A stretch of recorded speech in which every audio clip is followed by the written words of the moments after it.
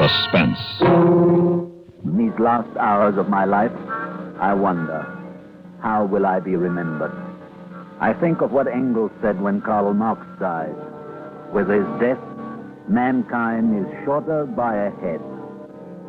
I wonder what will be said of me. It is through his books that Marx is remembered, while I've been a man of action, not of words. So will I be forgotten?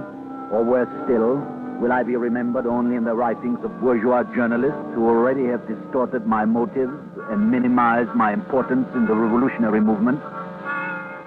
Especially in regard to the action I undertook in St. Basil's Cathedral on the eve of the New Year.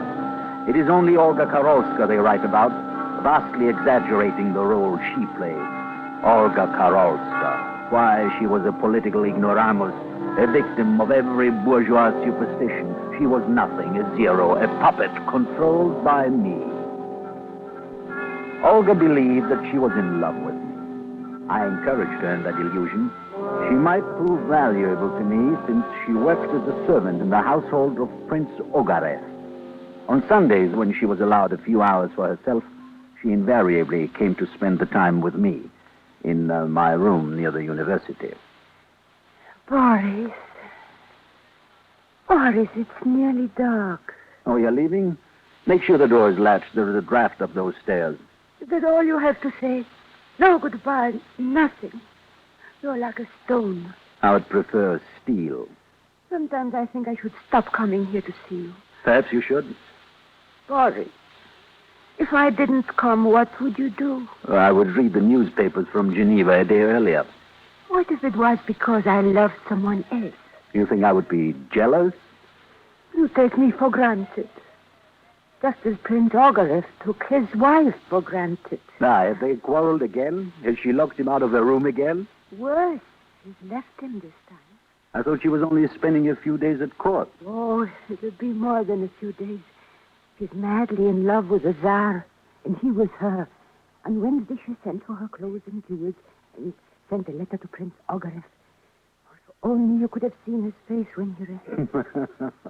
His valuable property stolen by the Tsar. Oh, what a dilemma. He can't even complain to the police. No, Boris.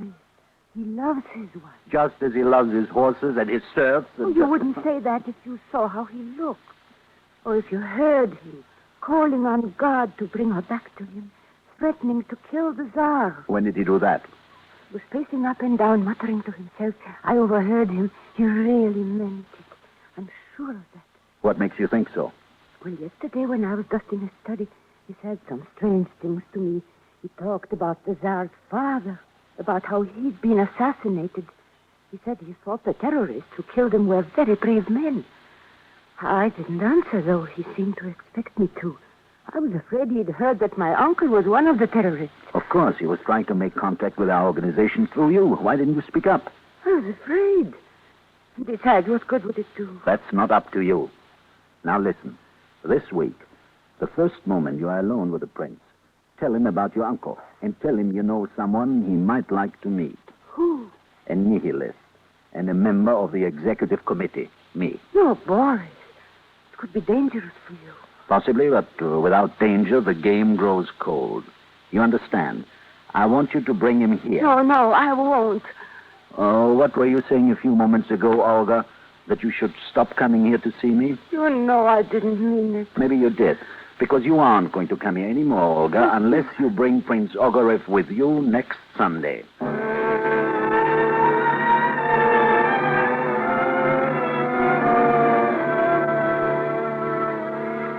During the week, I began to devise a plan.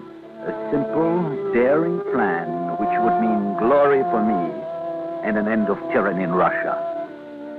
On Sunday, I waited impatiently. It was mid-afternoon before they arrived. Boris, this is Prince Ogarev. How do you do? How do you do? Come in, Excellency. Olga, I think the prince would prefer to talk to me privately. Yes, I suppose so. May I come back a little later, Boris? If you like. Come in, Excellency. Thank you. Olga said that you wanted to meet me. And to meet you, Prince Ogarev, a man has only to express the wish to one of your servants, Come now, you are here because you wanted to meet me. I assure you, I'd never heard your name until... There is no need to waste time. You're here because you and I desire the same end. And? We both want to kill the Tsar. Oh, no. You don't want to kill the Tsar? Then we have nothing to talk about. Oh, no. I do want to kill him. Excellent. Maybe we can join forces. But first, I would like to understand you better. For instance, why do you want to kill the Tsar? For the same reason as you. For Russia. For the Russian people. To free them from his tyranny. Ah, yes, and you have great love for the Russian people. Of course. And you have thought about this? You have a plan? No, not really. You see, I thought that you... I maybe have more experience. Yes. That's true enough. But still, you must have considered where and when, if not how, and by whom. I only know it won't be easy. He's always heavily guarded. Yes, our beloved Tsar, our little father, who fears his people so much he never lets them see him. Because of what happened to his father. He has a terror of assassination. And well, he should. Now, since you have come here without a plan, let me tell you mine. A plan to kill not only the Tsar, but his entire court. The cream of the aristocracy with one blow. How? In St. Basil's Cathedral, on the eve of the New Year. Oh, no. The cathedral is cleared for the midnight mass. No common people are allowed inside, only members of the court. I am told that the Tsar waits until the last moment and then enters the cathedral secretly through a private passage. I tell you, it's not possible. With 60 pounds of melanite strategically placed at 3 central pillars, we can bring down the cathedral dome. Not a soul will escape. But you don't seem to approve. I hadn't thought of killing so many. A few hundred aristocrats? Do they matter? Think of what you will be doing for the millions of Russian people whom you say you love. You think I don't? I doubt if you can, since you are not one of them. But actually, that's not important. Revolutions aren't born out of love, but out of hate. And you think I don't hate? Perhaps you do. I am told that your wife is an exceptionally beautiful woman. Then you knew why. So that's your revolution, Prince Ogarev, set off by jealousy? Haven't you ever lost someone you love? I have never loved and never will. Because I know that to love is to surrender. To hate is to continue the battle. Well, now, do we understand each other? Yes. Yes, we do. Then sit down. We have many things to discuss.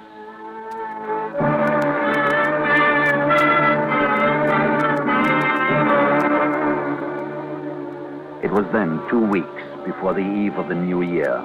Prince Ogarev and I met several times again to complete our plans in my room, on the street, in the library of the university.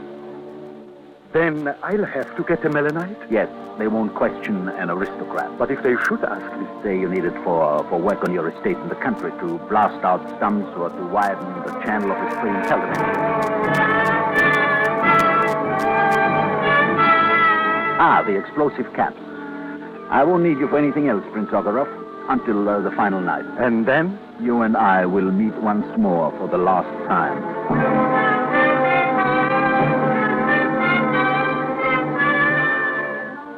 Besides the prince, I needed 2 other confederates, a man and a woman.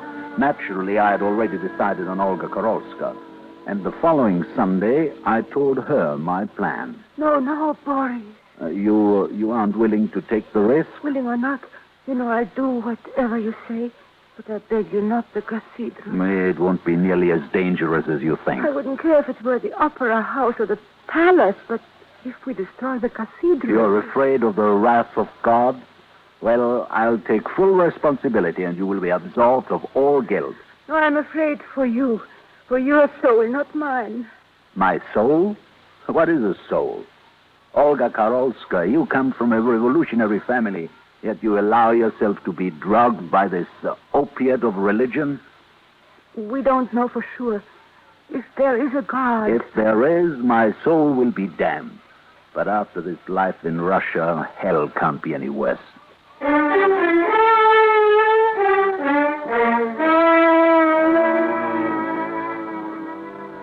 Now I needed to find the right man. Someone passive like Olga. Someone in awe of me. A man who preferred to follow rather than to lead. A man such as Sergius Lem.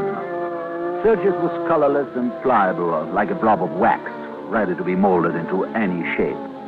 He worked at the university as a tutor, and like all scholars in our enlightened society, he was ragged and half-starved. I looked him up, bought him a meal, and then while he was still warm with gratitude, I unfolded my plan. And I am to pretend I'm a merchant from Riga? Yes, now listen carefully. While I tell you again, step by step. I will bring you the clothes, not too elegant, not too shabby, and some second-hand suitcases. Then you will go to the house just opposite the cathedral and rent the apartment. The front apartment facing the square? Yes, yes. You will say that you have just come from Riga on business. And that my wife will join me in a few days? Yes, yes. Olga will be there in a week from today. The following night, I will come with the final instructions.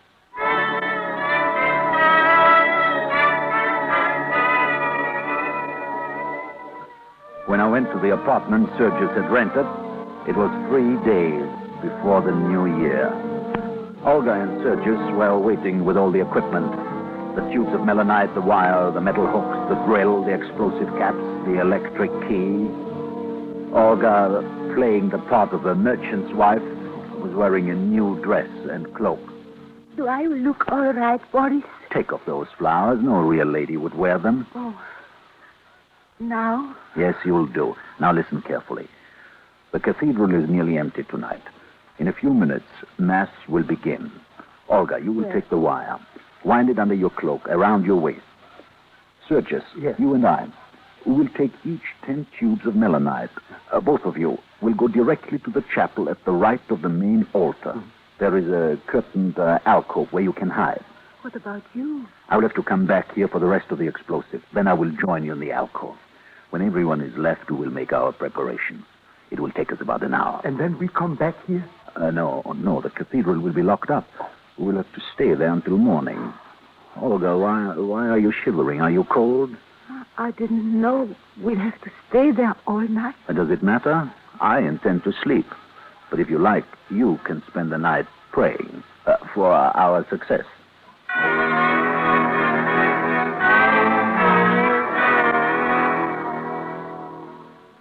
No one paid any attention to us as we crossed the snow-covered square. There was no wind, and the air was filled with a raw, freezing mist. I think there's going to be another storm. Yes. It will be snowing by morning. Just as I hoped. They've begun the Mass. Yes, now remember, go directly to the chapel and pay no attention to me. Oh, boy. Quickly, go in quickly. Olga, don't stand there staring. It's blasphemy. Go on. Yes, I'm going. Oh, Boris, cross yourself. I beg you, cross yourself. Fool, go on in. Dear Heavenly Father, have mercy on us. For what we mean to do, have mercy on him. Have mercy on him.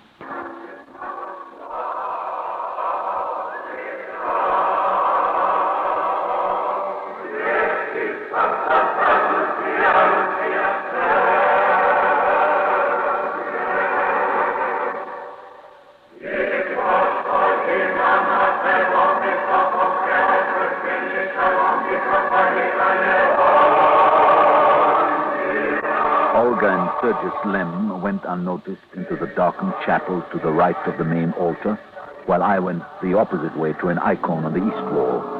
There I hid the drill and the tubes of melanite in a recess behind the icon, then knelt for a few moments, pretending to pray. I laughed to myself, thinking how Olga had prayed to God for mercy. If God did exist, he would show us no mercy, for we were Russians. And all of Russia is under a curse.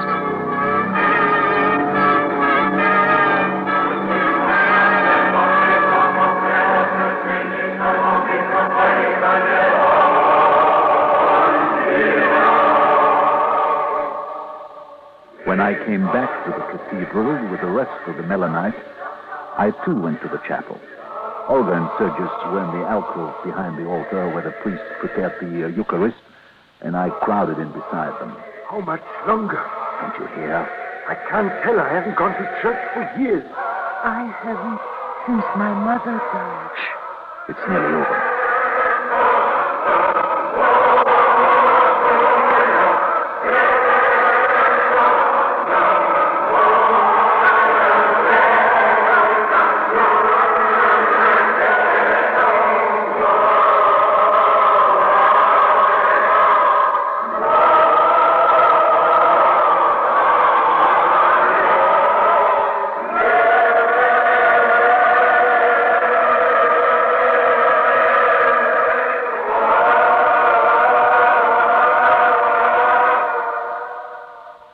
The Mass ended. The people left by ones and twos. Then the priests and the acolytes. Finally, we were alone in the vast cathedral, lit only by flickering candles on the altar and under the icons. Boris, I'm afraid. Be quiet. We'll put 10 of the tubes under the seat next to that front pillar. That's where the Tsar will sit. Then 10 more opposite. And the last 10 near that pillar in the middle. Is that what the hooks are for?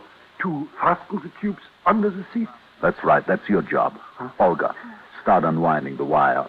Sergius, fasten the hooks. Yeah. I will connect the explosive caps.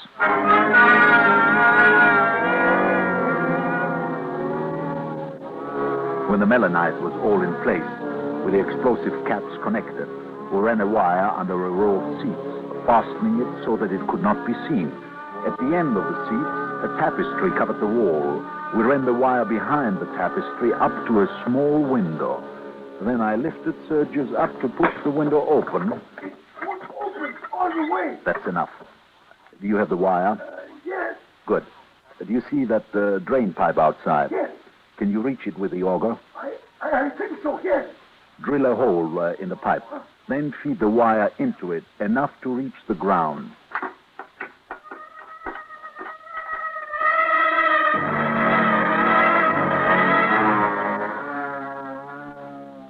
When our work was done, we went back to the alcove and sat huddled together on the floor. After a time, I slept. I had no dreams.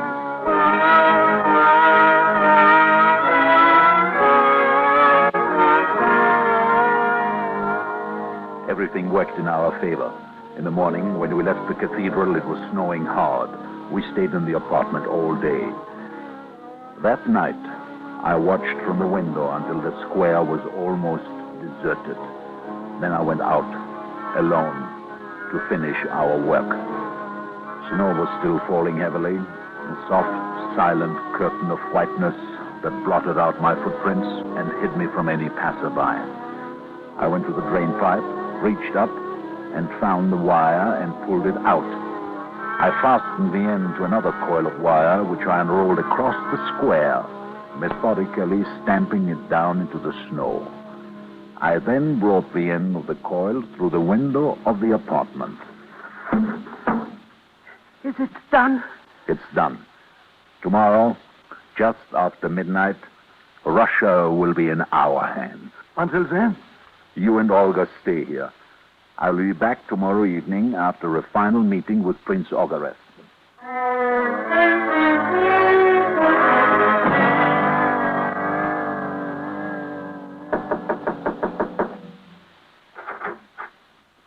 Come in, Prince Ogarev. Well? The Tsar will attend the midnight mass with his ministers and the court. You're quite sure? Quite sure.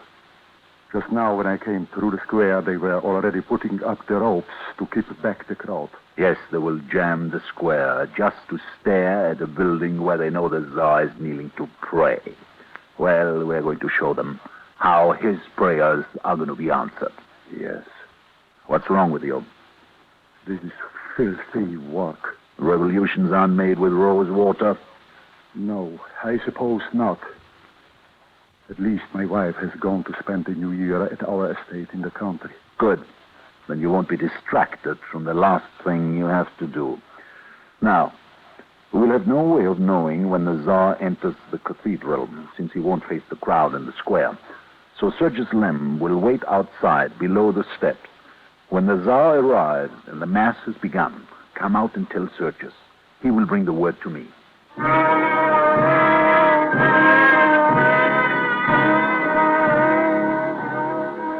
At 11 that night, Sergius left the apartment and made his way to the rope barrier below the cathedral steps. Olga and I waited together in the apartment.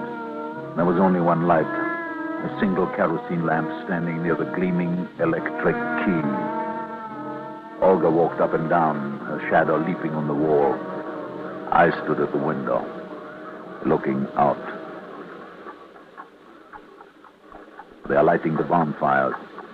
Bonfires? All around the square. I saw them piling up the wood this afternoon. What a crowd. They can scarcely get the sleighs through. Boris, are you sure there's no other way? To do what? To free the people. If I knew of another way, I would still choose this one. I was afraid you'd say that. The thought of power has already changed you. In destroying this tyrant, you will become one yourself. I am not a czar. I'm the son of a peasant, one of the people. Not after tonight. If you do this, it will set you apart from everyone. Olga, if you're trying to say you want to leave... No, I'll stay as long as you need me. Look at them milling like cattle. Yes, cattle. Boris, do you love me? You have never said it. What? I keep thinking, if I knew there was love between you and me, I wouldn't mind so much. Women always talking about love. And you can't say it. Do I have to? Don't you know? Listen, the mass has started. But where is Prince Ogarev? Maybe the Tsar isn't there yet. They wouldn't have started without him. He may have decided not to come. There is the prince now, coming down the steps. The fool. Can't he see Sergius? He's not looking for Sergius. He's coming here. The fool. I warned him not to. Someone will see him. Well, I don't have to wait for him. I know the Tsar must be there. Or if you don't know, something may have gone wrong. Wait for Prince Ogarev. A few more moments can't make any difference. He's halfway here. Running like a madman. Doesn't he know that people are staring? Boris, something must have happened. Quickly, go let him in. Get him inside. Excellency, this way. Well? My wife is in the cathedral. The Tsar. What about the Tsar? Yes, he's there. She came with him. Then she lied about going to the country? Yes, to save my feelings. She didn't want to hurt me. But she did. And so history has been changed. No, don't touch the key. Boris, no. You can't. You can do it now. Because of your wife, you precipitate a revolution. Now, because of her, you want to bring it to a halt? I'll kill the Tsar myself.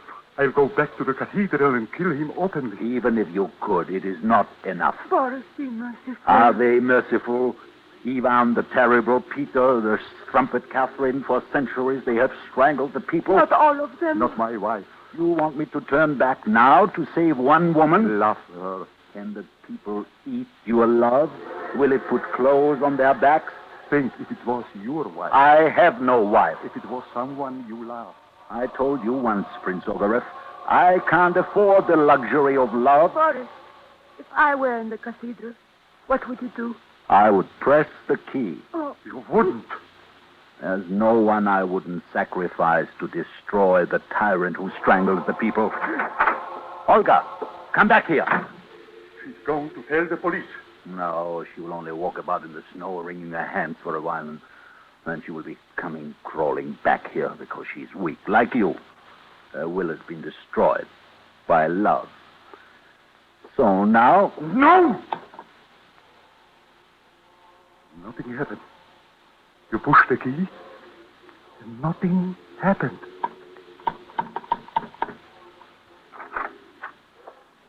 Boris, What have you done? What have you done? I broke the wire. You will never find it in the snow. You broke the... No, put down the gun. She was right. I did it for your sake, Boris. To save you from committing murder. To save your soul. You're sick, Boris. You're without love. With all my heart, I love and pity you. Pity?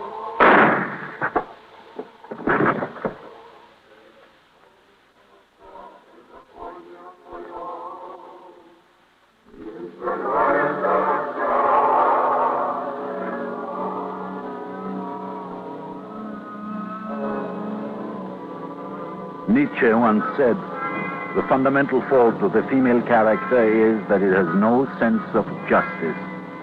It was true of Olga Karolska when she put what she called love above everything else.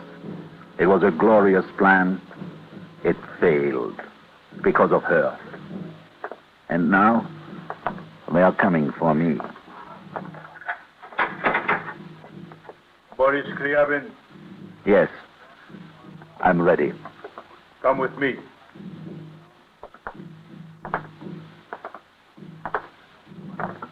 Olga said she did it for me, to save me from murder. Didn't she know that she forced me to murder her?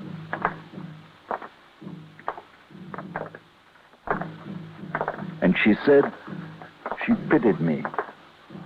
What did she mean? Why should she pity me? No, I'm not ready to die yet. I can't die before I know what she meant. Halt! No.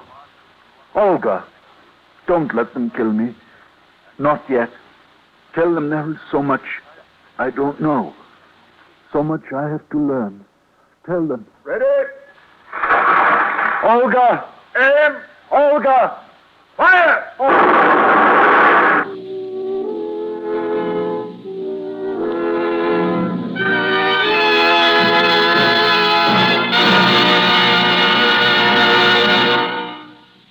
Suspense. Listen again next week when we bring you another tale well calculated to keep you in suspense.